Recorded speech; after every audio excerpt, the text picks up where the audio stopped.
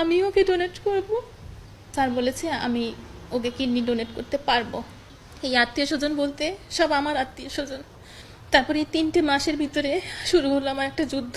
আমার বিয়ের প্রায় 2 বছর পর ও হঠাৎ করে অসুস্থ হয়ে পড়ে। অসুস্থ বলতে প্রচণ্ড মাথা ব্যথা হয়। ওর মাথা ব্যথার কারণে নাক দিয়ে রক্তও পড়তে থাকে। মানে আমি বুঝতে পারি না কী ব্যাপার, এরকম কেন হচ্ছে।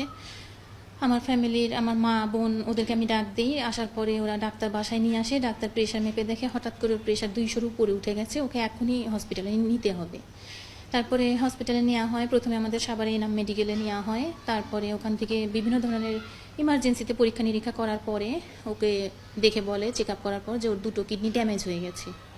তো আমরা তো কোনোভাবেই বিশ্বাস করছি না যে এরকম তো কোনো সিমটম আমি কখনো ওর দেখিনি।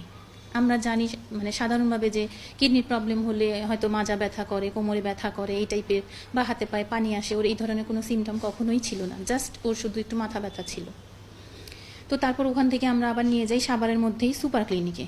সেখানে গিয়েও সমস্ত টেস্ট করে একই রিপোর্ট বলে। সেটাও আমরা বিশ্বাস করতে পারছিলাম না দেখে আমরা ওখান থেকে নিয়ে যাই ল্যাব এইডে ঢাকায়। ল্যাব এইড থেকেও সমস্ত চেক আপ করি, একই রিপোর্ট আসে। তখন যখন 3-4 জায়গা থেকে একই রিপোর্ট আসে তখন আমরা বাধ্য হই বিশ্বাস করতে যে হ্যাঁ তাহলে প্রবলেমটা আসলে সত্যি। তো তখন হচ্ছে পিজির ডাক্তার ছিল, ডাক্তার সেলিম স্যার, উনি ওনার কাছেও নিয়ে যাওয়া হয়। উনিও চেক আপ করে একই রিপোর্ট দেয়। দেওয়ার পরে বলে যে ওর 2টো কিডনি মিলিয়ে মাত্র 24% কাজ করছে, ওকে ইমার্জেন্সিতে ডায়ালাসিস করতে হবে, নয়তো ট্রান্সপ্লান্ট করতে হবে।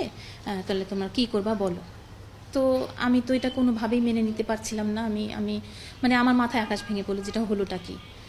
তো তারপরে আমি তো ভাবলাম যে না, ডায়ালাসিসটা আসলে আমি যতটুকু জেনেছি যে খুব কষ্ট, আমি ওকে এতটা কষ্ট দিতে পারবো না। আর এটার কোনো নিশ্চয়তা নাই যে এটা যে কোনো সময় নাকি স্ট্রোক করার চান্স থাকে।